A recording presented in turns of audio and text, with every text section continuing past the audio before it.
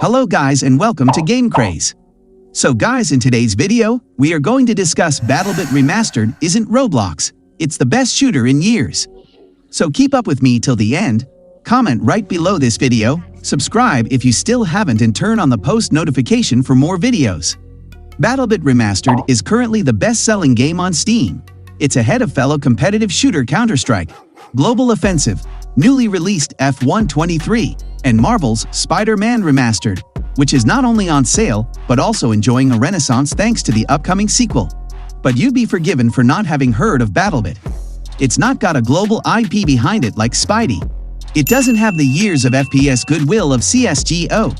And, let's admit it, it looks like it was made in Roblox. So what is it, and why has it suddenly exploded in popularity?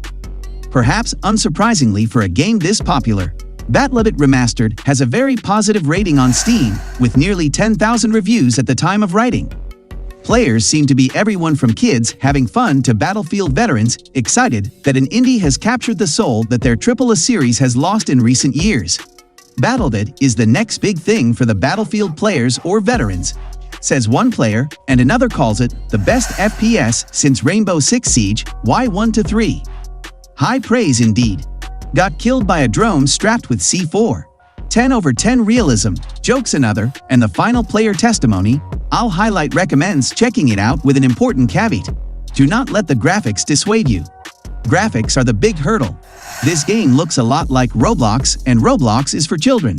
I'm sure there are some adults who play Roblox, and I'm sure some of them aren't in it to scam children, but the preconception that it looks like a kid's game will put a lot of people off trying Battlebit. For the record, Roblox games can look incredibly realistic and non-Roblox games can look incredibly Robloxy. But to be sure, the game's own website says no, this isn't Roblox.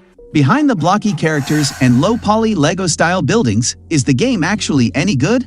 Again, this might not be surprising considering the overwhelming response and already dedicated player base, but yes, it's fun. It's got everything you'd expect from a first-person shooter, from loadouts and weapon options to destructible environments and proximity chat. It's a simple premise. A good, old-fashioned team shooter like your mama used to make. And it really works. Once you get past the graphics, the fighting is immense. Weapons are responsive, the destruction can be tactical, and the variety of maps keep things interesting. You can take on smaller battles, but the best way to play is in huge 127 versus 127 wars. I'm amazed that the game can keep up with that many players at a time, and that the servers have held up so well since its monumental early access release last week, because this level of popularity must have been somewhat unexpected. It's not all old school though, as some survival elements are thrown into the mix. Reloading your gun doesn't reset your ammo count. The remaining handful of rounds in your magazine stay there until you reload again. You can take time to combine your mags into fewer fuller bursts, but with 127 opponents baying for your blood, you'll struggle to find the time. Proximity chat has its downsides, but my experiences so far have been great, with players relaying tactics or role-playing as their soldier characters on the blocky battlegrounds.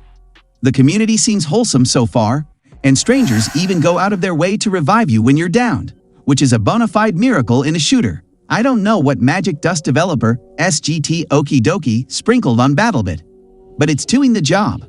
It's all very good saying you want shorter games with worse graphics, made by people who are paid more to work less, but sometimes you need to put your money where your mouth is. And for 13 quid, that's not a lot of money to put in or around your mouth. I don't know the situation with how the Battlebit developers are treated, and they're likely working around the clock to stay on top of things right now.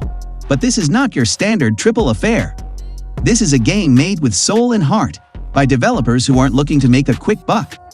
Battlebit has great gameplay, it doesn't cost you a lot, and there are no plans for microtransactions of any kind. If you're into your first-person shooters, you'd be a fool to miss out on this. So guys, this was all about today's video. Share as much as you can. That really motivates us to create more content for you guys. With this, we end our video. Hope you liked the video.